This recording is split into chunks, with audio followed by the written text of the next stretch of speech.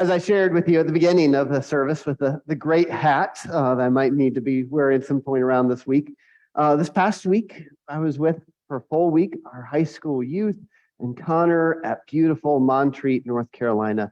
I'm curious, I know whether you're online or in person, who has been ever to Montreat Conference Center, whether for a conference or just vacation or anything? For those who have raised hands, you can probably share with others how beautiful the place absolutely is. In the center of it is Lake Susan, surrounded by stone bridges and different creeks to play in. Along the side are wonderful mountains to hike and explore or simply look at over a cup of coffee. And during this week, we were gathered there with 800 youth and another 300 to 400 adult leaders from all over the country. And so every service, it was about 1,000 of us all together in worship, led through amazing songs and preaching, meeting together in small groups, playing games, hiking up Mount Lookout, going into Asheville. It was a phenomenal, phenomenal week. For a lot of people, they find Montreat to be a thin place, a place where the holy meets our everyday life. And that was definitely the case for us this past week. But not in the things I just mentioned so much. All those things were wonderful and beautiful and great on their own. Getting to meet youth and adult leaders from all over was great. Getting to be in this beautiful place, having wonderful music, great fun and activities, hiking up Mount Lookout, overseeing the mountains. But that's not what was most holy about this week.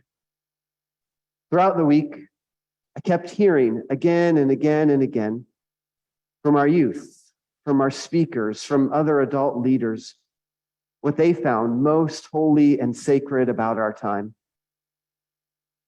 And especially for the youth, they kept saying back again and again,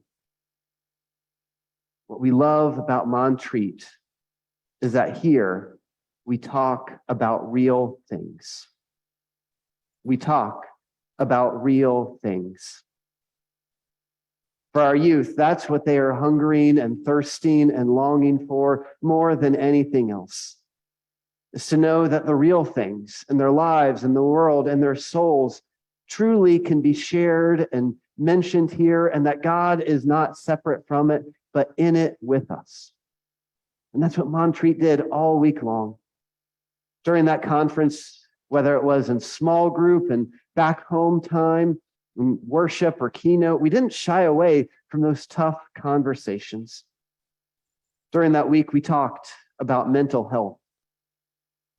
We talked about grief and loss, which honestly youth know more than we often think.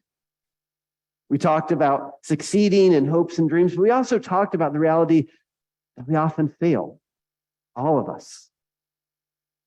We talked about injustice and poverty and hunger and what we're doing and what we're not doing enough and how we might be called to use our gifts. We talked about having to take stands, having to even resist sometimes when we see evil in the world. And even taking those stands when we know they're not always popular with friends or family or with even the greater world. We talked about racism. We talked about ageism. We talked about making sure everyone of all ability is always welcome. And we especially throughout the week talked a lot about welcome and inclusion of LGBTQ. We talked about the very real struggles we are all going through, both youth and adult leaders. We all are going through them. And about the gifts and dreams we see in one another. We talked a lot about how we sometimes see ourselves and don't see in ourselves the positive things that others do. And then during it, we shared back how we saw so much in one another and what God truly sees in us, that we are far more than enough in God's eyes as God's beloved children. That was actually the theme for our week, was more than enough. And I think those words, more than enough, we really heard a ton the first 2 days. And for the youth who were there, I think by maybe the fifth or sixth time they heard it, they kind of shrugged it off. More than enough, that doesn't really mean too much when it stays in the abstract. As we dove into the concrete parts of our lives, of our world, or of our souls, those words, more than enough, started to mean more and more and more. They needed to know they were more than enough even when they struggled with tests in schools. They needed to know that they were more than enough even when friendships and relationships aren't always easy. They need to know more that they're more than enough even when social media often says a very different message to them.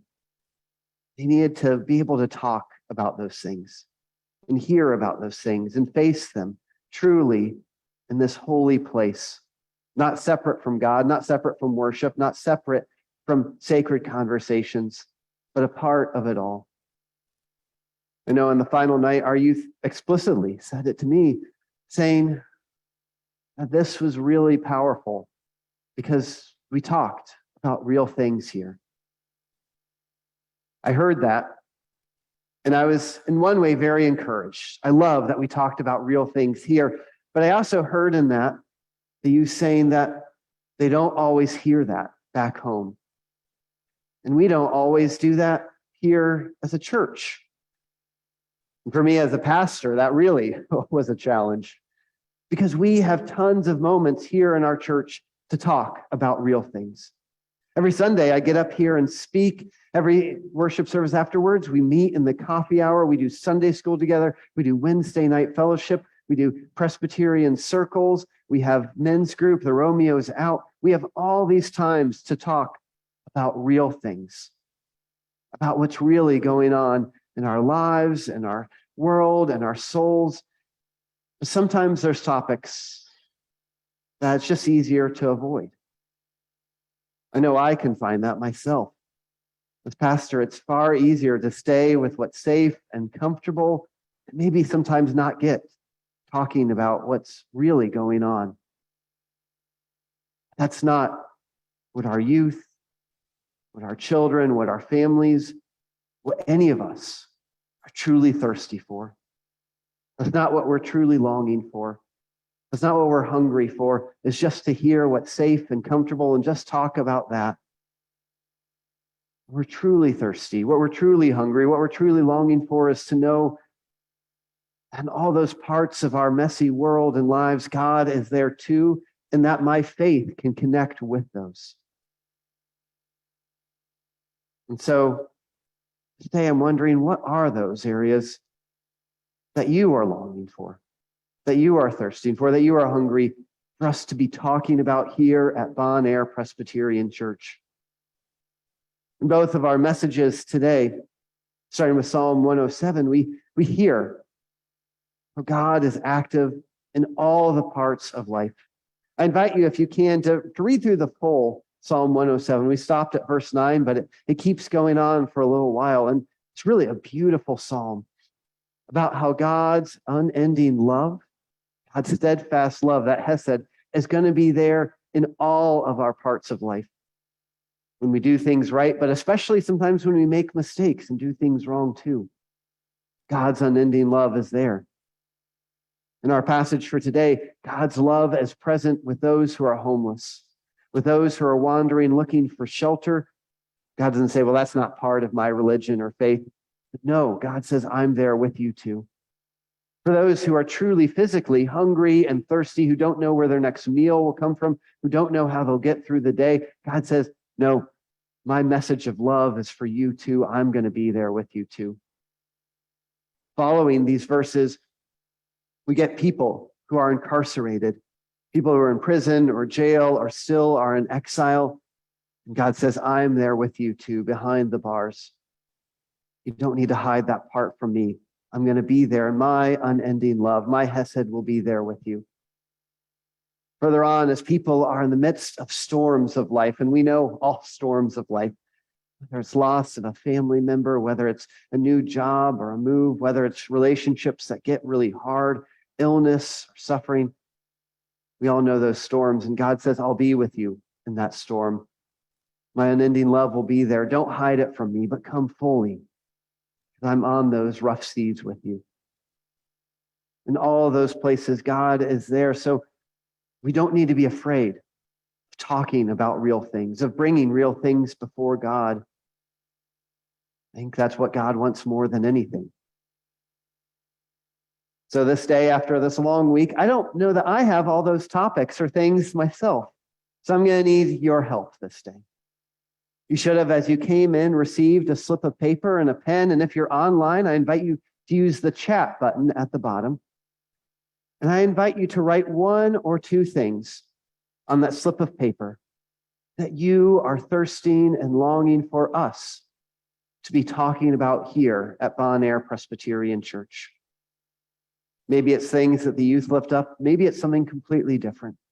Maybe it's something going on that in your life or someone close to you. Maybe it's something going on in our world.